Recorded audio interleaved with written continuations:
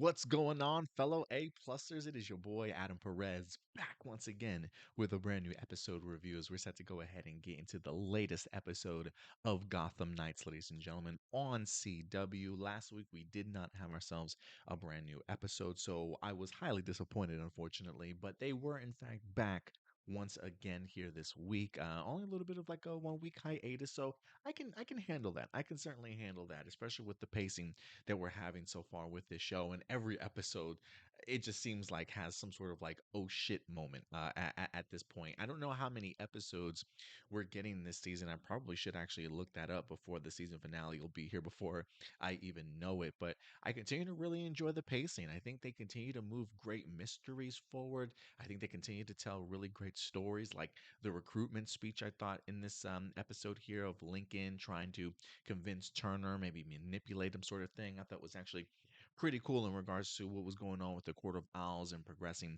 the Turner Hayes story. So I really enjoy the pacing and just the tone and the vibes that we're getting. You know, I continue to look at each of these scenes. I do think that it's shot very beautifully. Really a big fan of a lot of the set design pieces, sort of thing. I'm really a big fan of what it looks like visually, but I think the story is definitely there also. So I'm having a really good time with this season so far.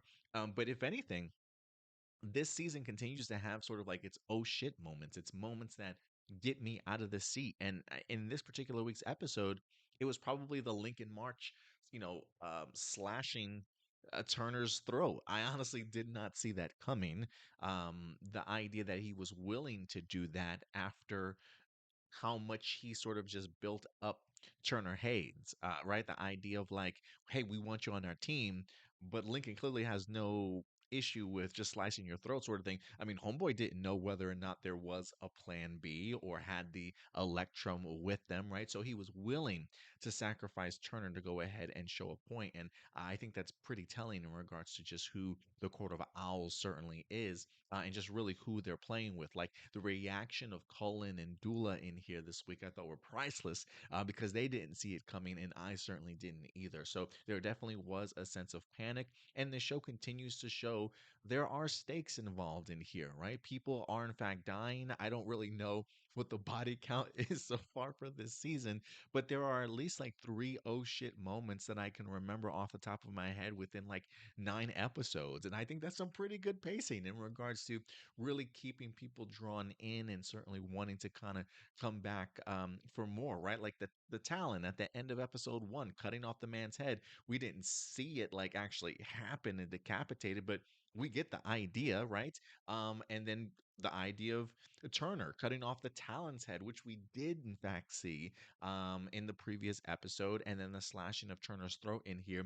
There's a lot of blood for a CW show. They are really pushing the limits of being sort of like as visceral as they possibly can, but it's winning me over in the sense that they really are kind of pushing the envelope a little bit. It feels like compared to some of the other DC television shows that I've personally seen on the CW. So I really appreciate how they're definitely telling this story.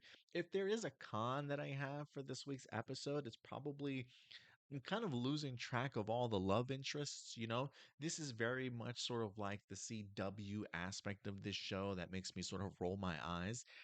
You always get that CW music either at the beginning of the episode or even towards the end, sort of thing, right? So you definitely get those CW vibes. But now with this episode, we'll talk a little bit more about Harper and Stephanie later, but the fact that they are now introducing that sort of love interest, like I don't know who likes who's really interested in who, but it almost feels like a human centipede of love interest. Like this person likes this person, but then this person likes this person, and wait till you think that this person really likes this person, and it just keeps going on. Like they're all attached to each other in some way, right? Like if we take a step back for a second, Dula is clearly interested in Turner. All right, Turner is definitely contemplating it for sure. But I think also Turner might actually have interest in Stephanie, or at least that's what they seem to be hinting at times, him trying to sort of confide in her, they're holding hands, sort of thing, right? And then in this episode, we get Harper, who now seemingly might be having a connection with Stephanie and might be interested in her, and now unfortunately kind of disappointed at what she saw between Turner along with Stephanie in here. Stephanie seems almost like the person that I don't even know if she has interest in anybody, right? Like more people like Stephanie than I think she likes people. Maybe she might have a thing for Brody. Who certainly knows? I don't even know if Carrie might have a thing for Brody, based off of their brief interaction, or if there was like some flirtation involved. But it definitely feels like there are people that everybody on this team seemingly almost has some sort of love interest, with the exception of Cullen. Who Cullen, mind you, in this episode really stood out to me, really did a good job of looking out for his sister in regards to Harper and just letting her know, like, hey, like I know your tendencies. We're twins or like attached at the hip for a reason. Like I know your tendencies, I know who you are, I know your faults, I know your your great moments. You know what I mean? And the fact that he at least warns her, don't get too invested. You know what I'm saying? Don't get too invested, sort of thing. I thought was pretty interesting. And you know what's even more fascinating? There was an interview I thought with some of the cast of Gotham Knights, or at least maybe the actress that played Stephanie Brown, and people were talking about love interests and like shipping some of these characters together. And I think it was like all these like guy different interests for Stephanie, sort of thing. And she's like, I think even in her interview, she sort of hints at, I think maybe a connection with like Brody, or maybe one that we're certainly was not expecting. And I'm assuming, if anything, this is what she was certainly talking about. Is it seems though Harper may in fact have the hots, if you will, for Stephanie. So we'll see what happens. But look, that's just very much the CW. Like I don't even need a relationship in this episode or in this season whatsoever. But they have somehow managed for almost every character to have some sort of level of interest in somebody. And so I've kind of lost track of it. If there is a con to it, it's probably that. But again, aside from that, the mysteries I think continue to be great, honestly. And for me, it's almost really fun to kind of see them break down the mysteries and solve the puzzle. It's almost like Gotham meets the Da Vinci Code, in regards, like it almost like just the writing itself in regards to coming up with these ideas of, how are we going to let this piece lead to this other piece of our story? Like the idea of Cullen discovering on the map, just the two things, the idea of Alan Wayne's signature being in the wrong place. And even when that was wrong, the idea of like then seeing, oh my goodness, look, there's circles on this map. Let's do like a constellation thing. Maybe it's to connect the dots. And then the way that they process it is just really fun to watch. Like I dig the idea of them not just like automatically coming up with the answer, but it's really taking them some thinking and some detective work and searching to finally come up with the answer. And again, it's like it's just such a really great mystery and so detailed in regards to like the points just to get to the reveal. I think it's been really fun, and I think the writing has definitely been strong in that regards to kind of see a lot of different people sort of step up. And one of the people that really stepped up in here, I haven't really been too impressed with the Cullen character for the most part, but he almost felt like the leader of the team in here. He always seems to be the one that try and keeps people together because there are some wild animals on this team, right? But he tends to be the one that has sort of, I don't want to say the common sense, but like the level-headed one of the group and sort of keep everybody together. The fact that he even sort of stopped Dula and Carrie from fighting over the Electrum and coming up with a plan and things like that, him looking out for his sister, him even giving Robin, Carrie Kelly, a pep talk at the end of the episode to encourage her to not be so down on herself or doubt herself as a or as a hero, sort of thing. So Cullen really sort of took the reins of this team, if you will, with Turner sort of out of the picture, and I kind of dug it. It all for me, it almost felt like I don't want to say it gave Cullen a purpose, but it sort of felt that way. Not to say that he gets, there are so many other strong characters on this show that I do think he tends to kind of, I don't want to say get lost in the background, but maybe he does a little bit. I mean, he wind up getting the crap job of being the rookie on GCPD, right? Like wearing the Party City disguise outfit to kind of get in, sort of thing. So he has kind of been background. So I'm really glad that with Turner captured, he really kind of stepped up and showed his worth here. And I I kind of like his character a little bit more based off of what I've seen here in this particular week's episode. So I thought that was actually pretty good. But yeah, man, overall, when it comes to my overall thoughts for this episode, pretty solid, really enjoyable for the most part. We'll talk a little bit more about some of these characters in depth, man. But I was a fan of this week's episode, and I'm kind of curious to know what you guys thought about it overall. Let your thoughts be known in the comment section box below. But let's real quick get into some of the nitty gritty details behind this episode. And let's talk real quick about Harvey Dent. Because again, oh shit moments, big reveals, great timing, great pacing. This series does that for me. The idea of him being smart enough in this episode to test the DNA on his owl mask to see whose blood it certainly was on there. He's trying to line it up with breaking news developments of Cressida's body being found in the woods. Evidence is pointing towards Turner, but Harvey Dent definitely does not believe so. He's under the impression that he's the killer. He does in fact confirm that it is Cressida's blood on the mask, and he winds up continuing to record sort of his defense. We've kind of seen him do this before already in a previous episode, him trying to record what's kind of going on and sort of make sense of his missing time, if you will. And so for me, it was really fascinating to see him discover the two new recordings, and for us to really get a glimpse of the other side of Harvey Dent. Like, this is where Misha Collins as like expertise at. Like, this is the Misha Collins stuff I think a lot of us were certainly here for, to kind of see it as like this dormant or split personality of his makes it that much more fascinating. Like, I'm just really interested to see what he can learn from these tapes. What else has his other persona sort of done or reveals to him? He does reveal at the end that Harvey Dent, you are not a killer. So I'm not necessarily sure how that's going to play out, but hopefully we wind up seeing a little bit more of the other side of Harvey Dent. But I thought that was pretty impressive, man. I mean, we didn't see too much of Harvey. We literally just saw him in the beginning of this episode and to kind of wrap up with that big revelation. But man, for having limited amount of time, impactful stuff when it comes to Harvey Dent. So really looking forward to kind of seeing what Misha Collins continues to do. And I kind of dig seeing the other side of Misha and like his choice of how he wants to present this other side of him. You know what I mean? Like, just as an actor's choice, how he wants to play this character. And so I find that extremely interesting, to certainly say the least. I did find it interesting to hear that our group was kind of at odds in regards to should we have left Turner behind. Stephanie's kind of on Dula's side in that regards of why didn't you go and save Turner? Like, why are you back here? But you get to see somebody like Carrie Kelly really holding her ground, and clearly Harper and Cullen certainly support the decision. So I kind of dig the idea that this, while they are sort of like this up and coming group of vigilantes, that they're not necessarily always on the same page, but they usually tend to find their ways of doing so. But we had some really great character moments, I honestly thought, like Dula taking the Electrum to go ahead and save Turner. I think that's pretty insightful and eye-opening in regards to just the idea of like what she how Turner, or what Turner means to her. So I thought that was actually pretty cool also. And I really continue to appreciate the idea that they're continuing with Carrie's storyline of kind of doubting herself, or what would Batman do in that particular case. And I think she's doing a pretty good job. Like, Cullen even gives her the pat on the back, like, hey, listen, you know, you're making all the right decisions, sort of thing.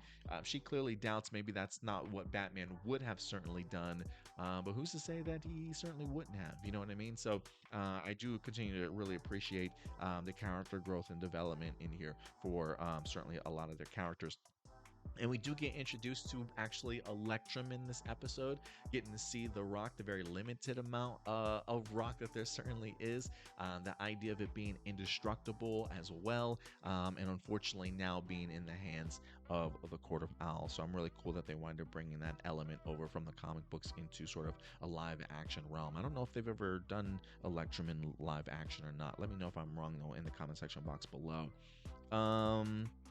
What else wind up happening in here? Oh, the hallucinations for Turner's storyline. Let's talk a little bit about that here because Lincoln March does drug Turner in this episode in order to try and get some truth and information out of him and at least throw out some suggestions for Turner to definitely think about. And one of those suggestions, after appearing to Turner in the form of his parents, very emotional stuff between Turner and his parents in this episode, only to come to find out is actually Lincoln March talking to them in the form, talking to him in the form of his parents. And he really has the one question that he wants to ask Turner, and that comes down to why didn't Batman sort of solve the murder of your parents? Why that mystery? Why didn't he solve that murder? Why didn't he hunt down the killers of your parents? Why didn't he certainly do that, right? The fact that Turner Hayes goes out of his way to hunt down the killer for Batman's parents. Why won't Batman certainly do the same thing? And he's really trying to convince him in the sense that the reason why Batman never discovered or found your parents' murderers is the fact that he's the killer. Right? Like the sense of guilt winds up bringing him up and adopting him, sort of thing, and sort of teaching him, if you will. And so at least that's the story that Lincoln is definitely pushing to Turner in here. And Turner's so drugged up to the point to where he's almost kind of believing the manipulation, I think, in regards to, why didn't Batman try and solve my parents' murder? And if anything, I do think that will become a much bigger question down the line, whether or not it's Lincoln manipulation or the truth. We also have to remember that there is sort of that Bruce Wayne journal that's out there that Carrie Kelly certainly holds and knows the truth. She may not have the journal, but I think she has like the last couple of remaining pages and is keeping it to herself, or maybe she burned them. I can't remember, but she's hiding the truth from Turner that Bruce Wayne certainly has. And what that certainly might be, I don't know. I think one of the things that we speculated was that maybe Turner was like the child of somebody from the Court of Owls. And Bruce Wayne wind up sort of adopting him. So, I wouldn't necessarily go so far as to say Batman killed his parents.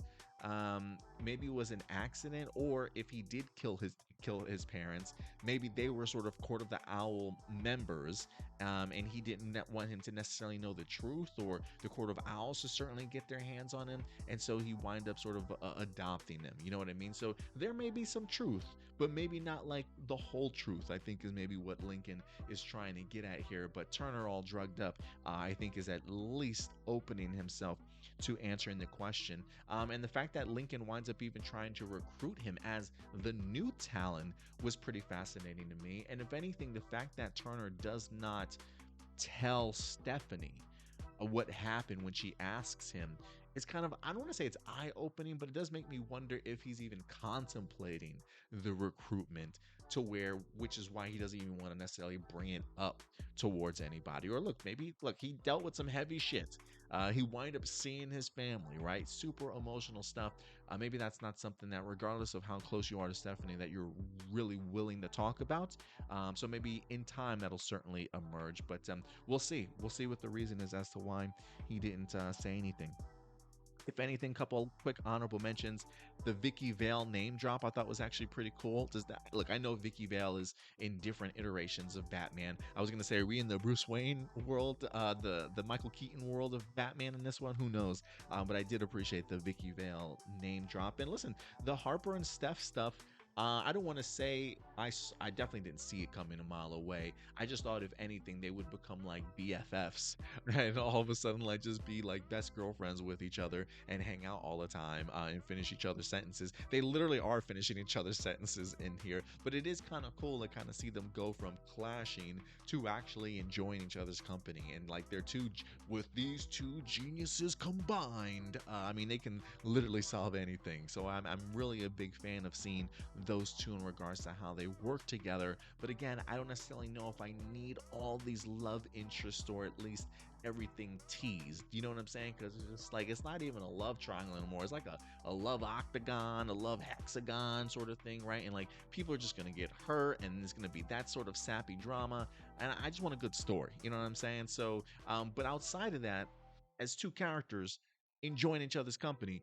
I really love how they certainly work together. It definitely showcases itself that there certainly is some sort of connection there. So big fan of it, guys. But overall, man, solid, enjoyable episode. Another great oh shit moment with some great character progress and story progress as well. And I think we're on a really good path here, guys. And I continue to enjoy this season. But let me know your thoughts in the comment section box below. At the end of the day, these are just my A+ opinions, but I want to know yours. What do you guys think? Let your thoughts be known in the comment section box below, and we'll discuss this until next week's episode. Until then, do me a big favor, guys. Take care of yourselves, take care of each other, and keep it A+.